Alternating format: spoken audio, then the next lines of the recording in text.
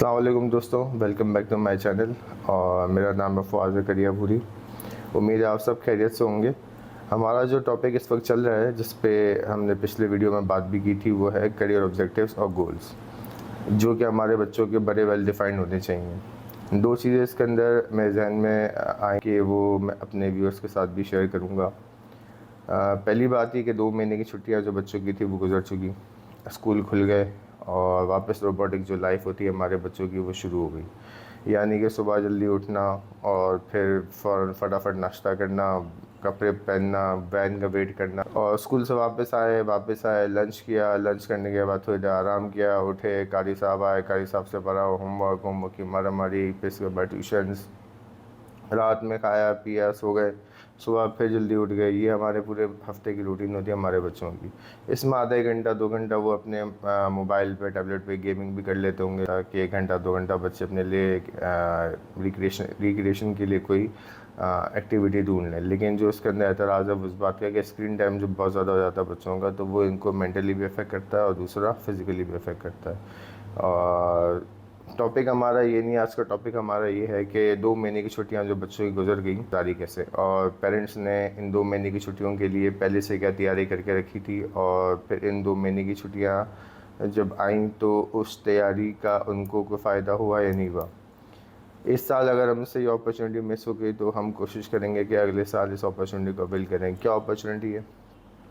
आपकी बेटी बहुत अच्छी बेकिंग कर लेती है, आपके घर में मेहमान आते हैं, आप बड़े फ़ख्र से बताते हैं ये केक मेरी बेटी ने बनाया है।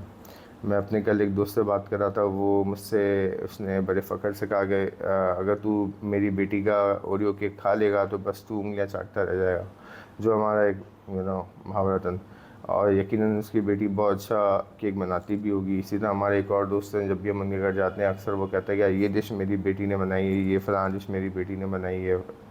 ईद पे भी जाना होता है बारबेक्यू वगैरह में, तो कहते हैं मसाला मेरी बेटी ने बनाया था, लगाया था। इसी तरह हमारे जो लड़के हैं वो कुछ गेम्स वगैरह में अच्छे होते हैं, ज़्यादातर मोबाइल गेम्स, पीसी गेम्स, इसमें दे रॉक। आजकल की जनरेशन है वो गेमिंग की जनरेशन है। हम लोग तो सेगा, निंटेंडो, अटारी ये सब चीज़ें जानते थे। मुझे तो बहुत सारे गेम्स आजकल के समझ में भी नहीं आते, 3D गेम्स।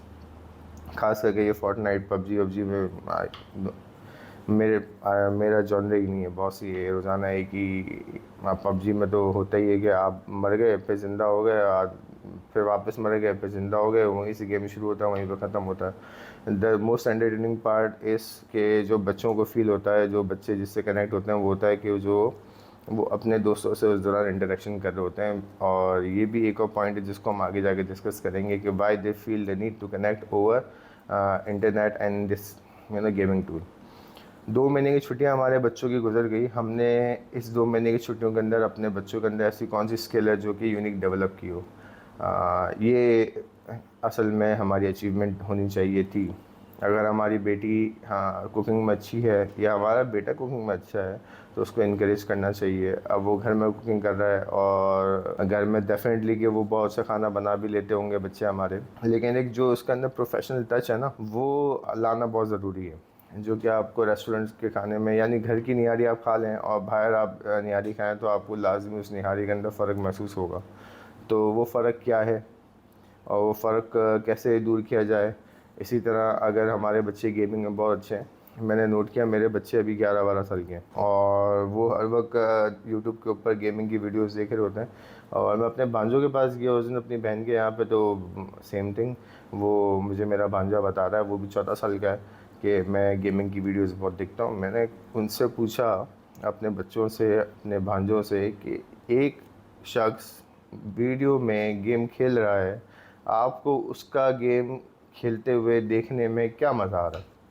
लेकिन बहरहाल बच्चों को बहुत मज़ा आता है, डोंट नो व्हाई। अगर हमारा बच्चा गेमिंग में अच्छा है और हमारे बच्चे कुकिंग में अच्छे हैं, तो हमने क्या एफ़र्ट की, क्या तैयारी की इन 2 महीने की छुट्टियों से पहले, कि इन 2 महीने की छुट्टियों में वो अपनी स्किल्स को पॉलिश कर लें या अपने स्किल्स को एडवांस लेवल पे लेके चले जाएं। अगर वो पहले एक शॉर्ट कोर्स कर चुके हैं तो अब उनको थोड़ा सा एडवांस कोर्स करा दिया जाए।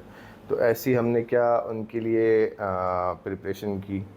ये बहुत ज़रूरी है कि हमारे बच्चे कोई ना कोई स्किल डेवलप करें apart from the education they getting from the school.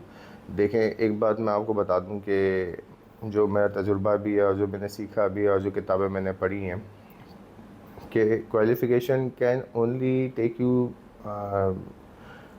To a certain extent, मतलब यानी कि वो आपको थोड़ा आगे लेके जाएगी, लेकिन ये कि जो आपको असल में जो चीज़ पैसा कमा के ला के देगी वो है स्किल। आपके मुशाहिदे में भी होगा और मेरा भी तजुर्बा ये है कि एक शख्स है, वो बहुत छोटे लेवल से काम शुरू करता है, लेकिन उसको फिर आहिस्ते आहिस्ते आहिस्ते तरक्की ऐसी मिलती है, अगर उसकी वो चीज़ क्लिक हो जाए, वो टैलेंट उसका क्लिक हो जाए तो उसको बहुत आगे लेके जाती है। फॉर एग्ज़ाम्पल कि जो घर से ब्राउनीज़ बनाना शुरू किया जिन ख़वातीन ने, आज आप उनको देखें, नाम तो मैं नहीं ले सकता इस वीडियो के अंदर, लेकिन बहरहाल मैं आपको बता दूं कि अब अगर हम उनसे ब्राउनी का ऑर्डर देते हैं तो वो कम से कम मुझसे कहती हैं कि 2-2 हफ़्ते की मेरे पास बुकिंग चल रही है, 2 हफ़्ते के बाद अगर आप इंटरेस्टेड हैं तो आप बताएं।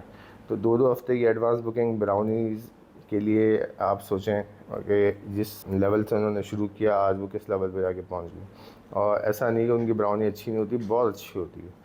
इसी तरह किसी ने दही बड़े का काम शुरू किया, वो घर से बैठ के दही बड़े बनाना शुरू किए उसने, और उसने दही बड़े की इंस्टाग्राम पे पोस्ट लगाना शुरू की कि यार मैं ऐसे दही बड़े बनाती हूँ, चटपटे होते हैं। थोड़ी सी एडिटिंग की और थोड़ा सा अपनी प्रोडक्ट को मार्केट किया और आज लाइन लगी हुई है।